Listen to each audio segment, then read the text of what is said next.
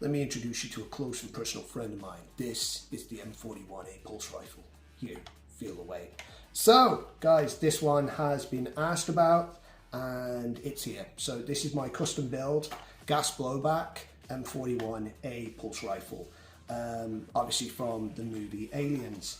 I guess I should say, why did I build this? Because, oh man, I think I'm in this about $1,000, maybe 1,300. Because basically what happened is, Snowwolf made a kit. They made a kit. If you already had the Thompson, they were selling the chassis, and they were selling all of the electrics and electronics that go along with it, right? So I bought that, and that was 170. Anyways, so then I had to buy a WeTech gas blowback Thompson, which was nearly 5 as well.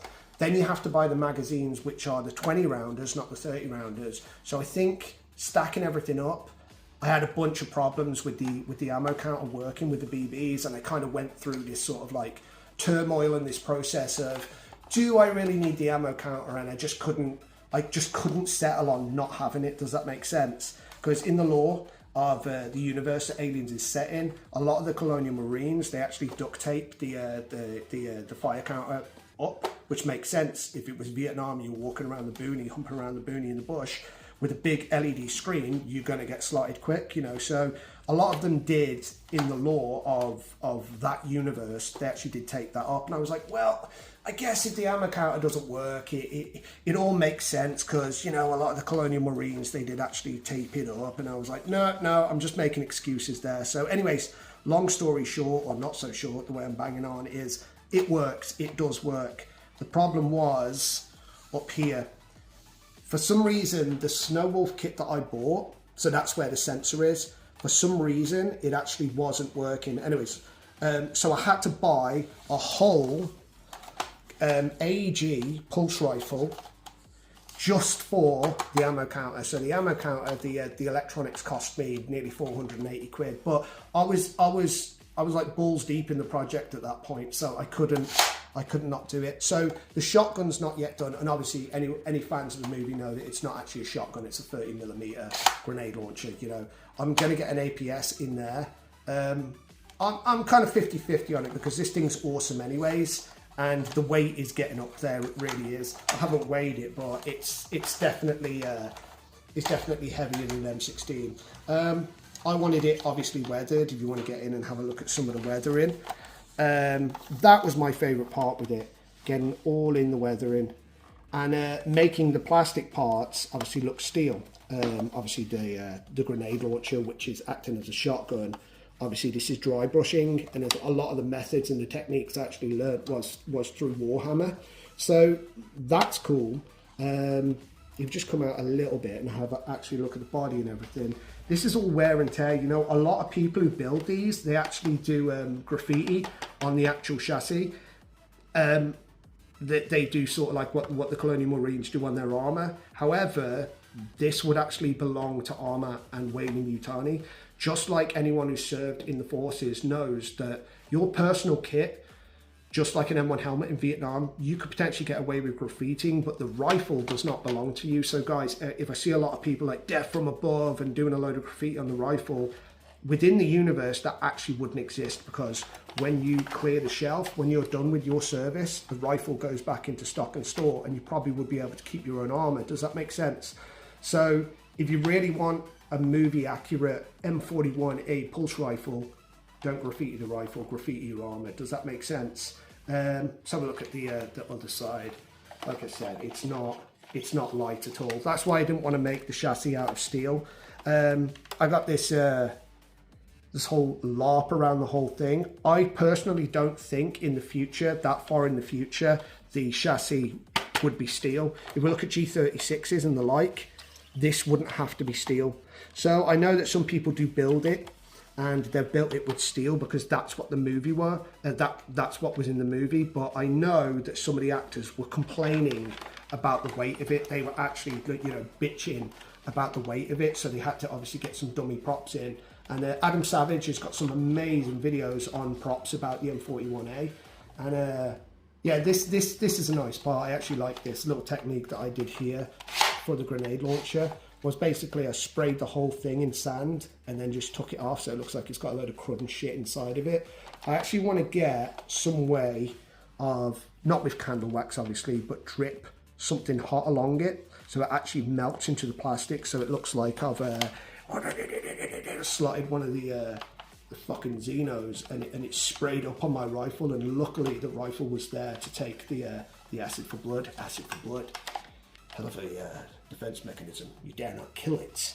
So yeah, so obviously the WeTech open bolt stays open, and when you pull the trigger, bosh. I actually put a new recoil spring in this as well, so it's got a heavy recoil, which we like in Nocturnal Nonsense. We obviously are going to shoot it for you. It's displaying 0 at the moment because we've got no rounds in the bad boy. I don't know, what do you think? Do you think I should put the APS shotgun in this? But oh yeah, so the grip is actually a real Thompson grip, and I actually painstakingly had to take Sharpie marker, measure everything out and sand that in so that it was accurate to the movie. I know that some of the early ones had a wooden handle, but I don't think we'd see wooden furniture that far in the future.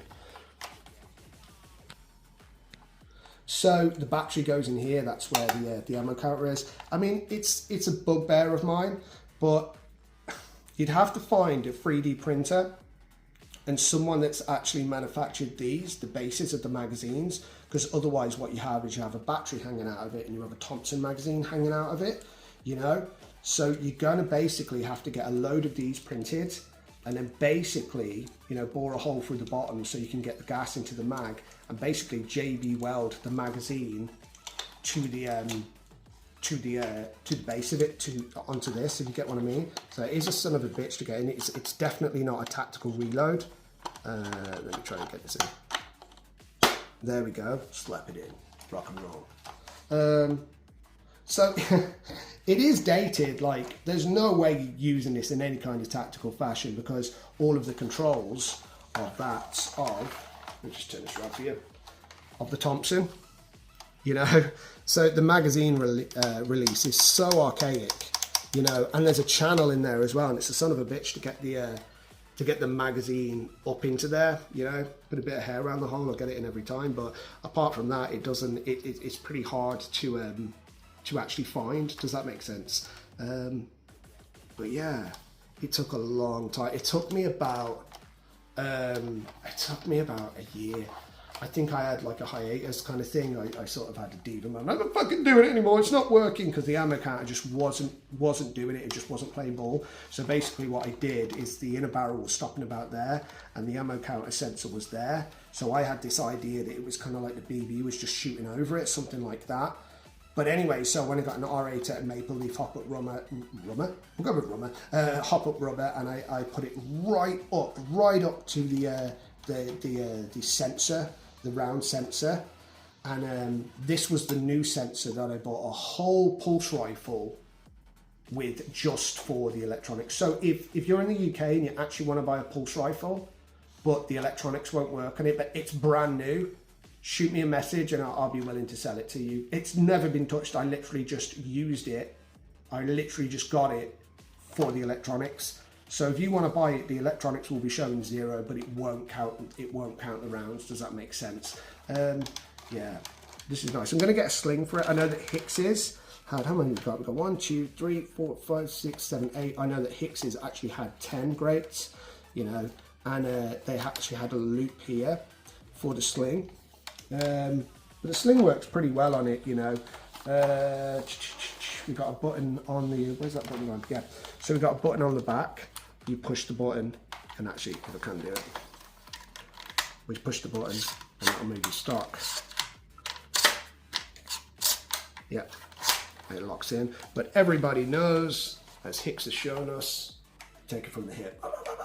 And this is because they actually wore an IR system within the helmet. So we don't have to have a sight on the rifle because the sight would have actually been within the tactical helmet. So maybe they don't show up in infrared at all. So a pone says, switch to infrared, and they do when they're in the hive. So that means that basically if I was moving my rifle around, on my eye from my helmet would be a floating red dot sight. That's how they're able to shoot from the hip. because they've actually got an IR system within the eyepiece, within the IR sensor, or IR screen, I should say. Also, I believe, because I'm just laughing, I'm such a massive geek, Aliens is my all-time favourite movie.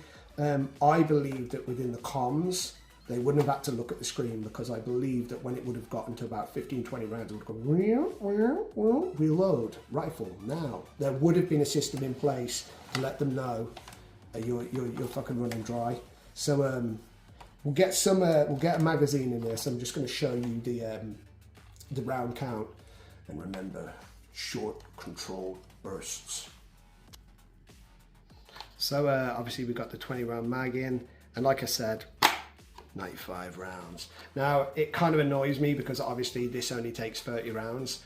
The longer mag that you get with the Thompson, it takes 50 rounds. So if I can find an electrician that one of the smart guys who knows what he's doing, I'll get this actually changed to 30. So that obviously when it's out, depending on how many rounds you've put into the magazine, it's actually empty on 70.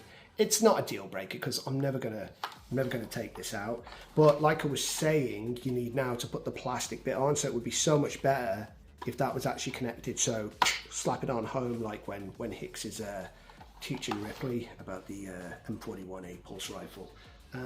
You started this. So yeah, that's how that works. So we're going to fill this up right now and I'll show you a few shots. So we're going to do a few shots. I'm not going to do full auto just because we've got minimal gas. You know, I should have gone out and got some gas. So I think I've got enough for a few semi shots, but I didn't want to explain it away and then not show you the operation of the thing. So here we go.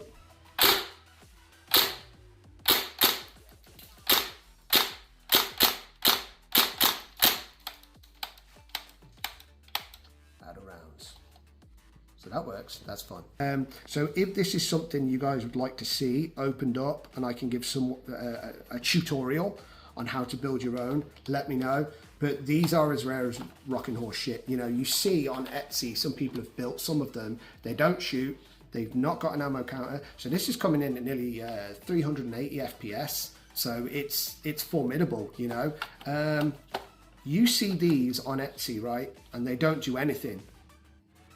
And they're going for £1,000, you know, $1,000. Also, one last little gripe before I go. Listen, Tokyo Marui, if you don't make a fucking VP70, I'm gonna find one of these, a real one. I'm gonna come down there, I'm gonna sort you out. Do a VP70 so that we can finish the loadout between the M41A and the VP70 pistol that that Frosty, you know, Frost held up in the hive. Yeah, please do a VP70. Anyway, so this is Nocturnal Nonsense. If you want to see more of this, you want a tutorial on how to build this, you can give me lots of money to do it for you. I'm joking, but maybe I'm not. All right, guys, we'll see you next time.